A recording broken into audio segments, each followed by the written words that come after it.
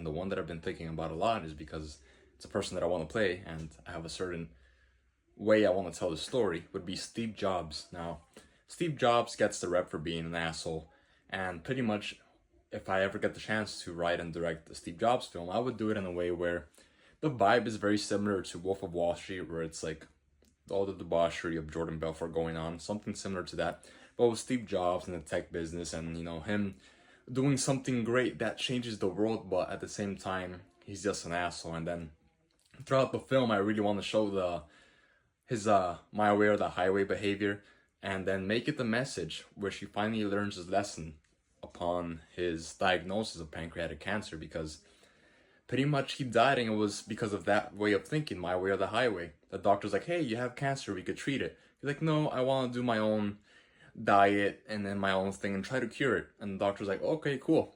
And then he tries that because, he's like, I read the biography many, many years ago, so I don't remember the reasons, but pretty much wants to do it his own way because he doesn't want to have surgery. His own way doesn't work. He learns his lesson to listen to other people that may know better than him. And then he finally gets a surgery and it's too late. And then I was just thinking about this on the drive back. The very last shot or scene of the film would be, I'm not, because I know for a time he had an apartment, I think in Palo Alto, which he had like no furniture because he was such a perfectionist that he didn't have any furniture. He wanted to wait till he found the perfect piece of furniture.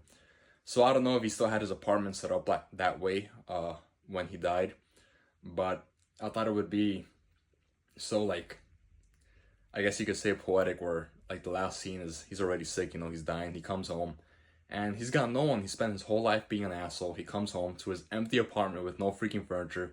He's got no friends, no family, because he turned them all away and he's just sick.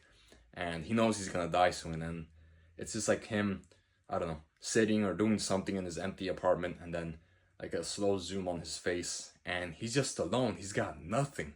He's gonna be gone in a few months or weeks. And then the song that plays in the scene and in the credits would be I forgot the song, but it's from the Beatles. I forgot the name. I read the news today, oh boy. Dun, dun, dun, dun, dun, dun, dun, dun. That song, I forgot what it's called. I think it's called A Day in the Life, maybe. But that song playing, it matches like the vibe that I have for the scene, and it's a sad song, and it's kind of like he comes to the realization that he's like, oh crap, maybe my way wasn't the way. So yeah, that's I don't know, that film, or that I'll eventually write it maybe next year, has been on my mind lately, and then that scene just came to mind with that song in mind.